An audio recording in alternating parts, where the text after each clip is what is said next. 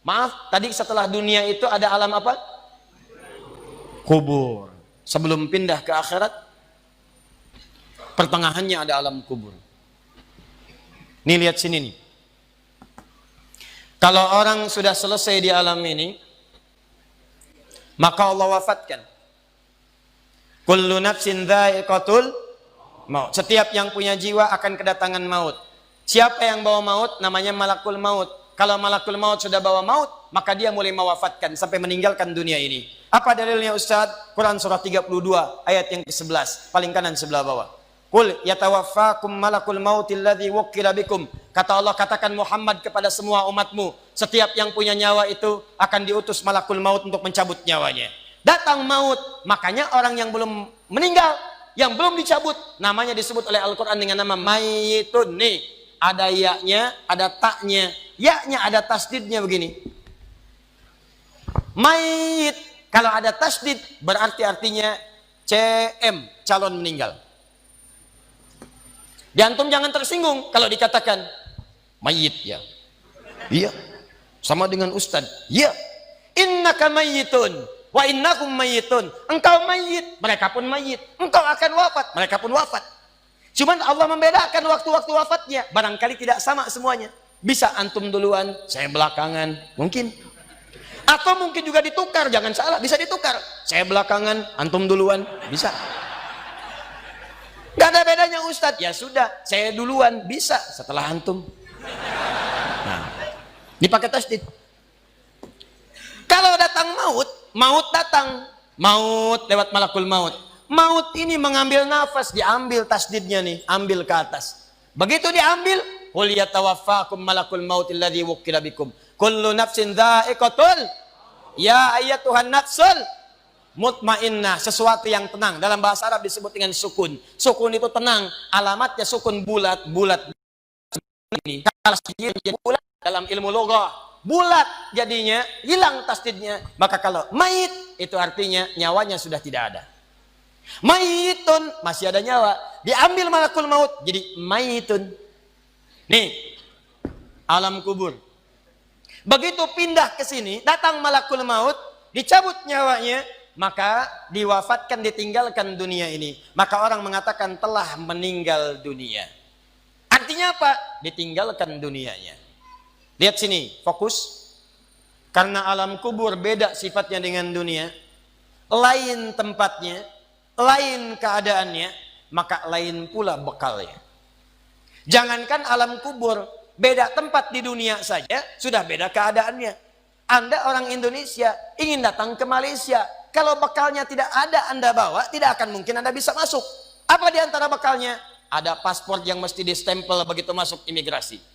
Pergi lebih jauh lagi, misalnya saya pengen ke Australia, maka Anda harus ngajukan untuk mendapatkan visa. Lebih jauh ke Amerika, visanya bisa lebih sulit lagi. Maka bagaimana dengan alam kubur yang sifat keadaannya beda dengan dunia? Makanya bekalnya pun tidak akan sama.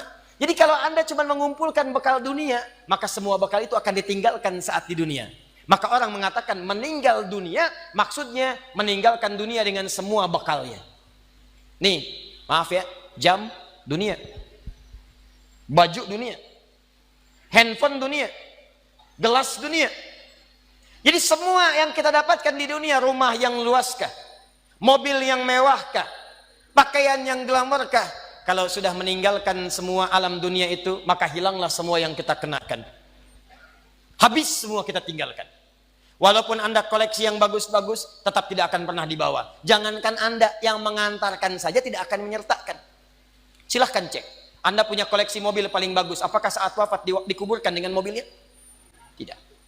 Anda punya handphone paling mewah, kenangan tingkat tinggi. Di handphone itu suka dipakai bikin status tentang hadis, tentang ayat, tentang tafsir. Tiba-tiba ketika akan wafat, Anda wasiat kepada istri Anda tercinta. Mama, ini handphone kesayangan Papa. Handphone bekal ibadah. Tolong kalau meninggal, kuburkan dengan handphonenya. Kalau Mama kangen, miss call aja. Mustahil. Tuh, air. Mereknya Bengkulu Fillah. Nikmat di dunia. Tapi apakah ketika masuk ke alam kubur dibawa? Tidak. Selesai. Maka bagian pertama, Anda mesti sadar, ini yang mau saya sampaikan. Dan dari sini, saya akan lebih fokus kepada apa yang ingin saya sampaikan. Kita mesti sadar teman-teman sekalian, pertama kata Allah kita akan wafat. antum akan meninggal. Wafat. Wafat. Wafat. Wafat. Jadi antum kalau melihat di cermin tuh, ngaca dulu, ngaca, tunjuk wajah antum, wafat. Kamu akan wafat. Ketika Anda sadar Anda akan wafat, meninggalkan dunia ini, maka Anda mesti paham, udah punya bekal belum untuk pulang? Udah punya persiapan belum? Jangan-jangan Anda sibuk menyalakan rumah dunia Anda. Begitu padam listriknya, sibuk telepon PLN, telepon ini, telepon itu. Masuk ke alam kubur nggak ada cahaya, mau PLN mana yang dihubungi? PLN yang datang malaikat mungkar. Man rabbuka?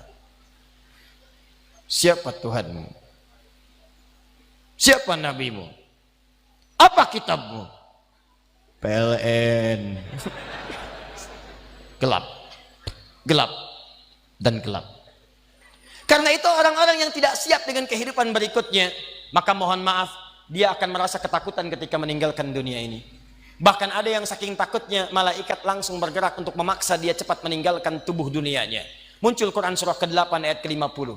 Kata malaikat, akhriju anfusakum. Kamu ini susah banget pulangnya, maka dipukulin oleh malaikat. Pukul, pukul, pukul, pukul. Teman-teman, karena alam kubur itu bekalnya bukan bekal dunia, maka Anda tidak akan pernah bisa membawa cahaya dunia ke alam kubur. Maka saya ajak Anda pada malam hari ini, coba ayo kita berubah. Tolong pikir baik-baik, tidak akan ada yang abadi. Dan besok pun belum tentu hidup. Demi Allah saya katakan, Allah bisa mewafatkan kita pada malam hari ini. Saya cuma mau tanya sebentar aja renungkan. Tolong tanya pertanyaan saya ini, tanyakan pada diri Anda sebelum tidur. Kalau Allah wafatkan Anda pada malam ini, sudah siapkan Anda dengan bekal pulang Anda kepada Allah? Karena itu hukum mengatakan orang yang tidak punya bekal maka dia tidak siap untuk mudik. Tuh lihat Ramadan tuh. Ntar sebentar lagi, tersisa tinggal 2-3 bulan ke depan datang bulan Ramadan. Begitu di ujung Ramadan, orang semua siap-siap mudik. Demi Allah saya katakan, saya pernah mengadakan survei kecil-kecilan. Saya tanyakan pada sementara orang yang tidak mudik. Saya tanya, kenapa nggak mudik? Ustadz, nggak ada bekal. Dunia saja tidak punya bekal, malu mudik. Tidak punya bekal, susah mudik. Tapi yang punya bekal, oh dia nyari sebanyak-banyaknya. Begitu sebelum berangkat, tiba waktunya raya, dia siapkan. Bahkan ada yang kemudian mencari motor terbaik. Motornya Honda bebek, bekalnya singa. Motornya bebek, bekalnya singa. Karena bekalnya lebih banyak dibandingkan dengan sifat kendaraannya. Kendaraan kecil, motornya modifikasi. Tambah lagi pelepah pisang. Tambah lagi dus 1. Tambah belakang yang lain lagi. Numpuk semua di belakangnya. Dituliskan kemudian tulisan, aku pulang sayang, jemput ya. Masya Allah. Luar biasa. Kenapa? Karena tahu dia punya bekal untuk pulang. Dan yang dikunjungi pun dihubungi terlebih dahulu. Aku mau pulang. Maka yang di sana menyiapkan segala perlengkapan untuk menyambut yang pulang. Silahkan cek. Begitu tahu akan ada yang pulang mudik, maka rumah dicet. Makanan diada-adakan. Semua dimunculkan.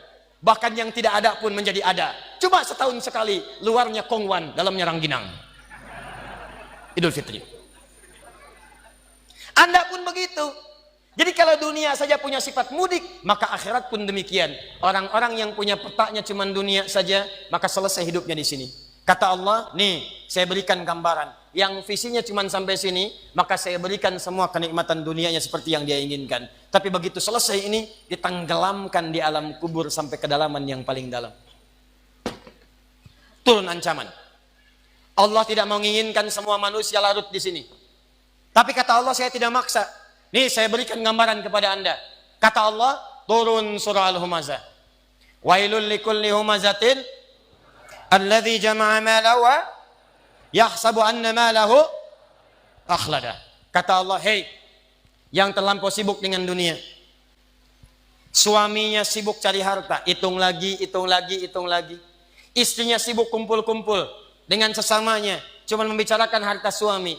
Sosialita yang senang dengan kumpul-kumpul saja, tidak ada manfaatnya, cuman ngobrol, cuman gibah, cuma macam-macam. Makanya ketika menyebutkan kalimat saling cela, saling ngobrol, menggunakan tak marbutah. Tak marbutah menunjuk pada perempuan.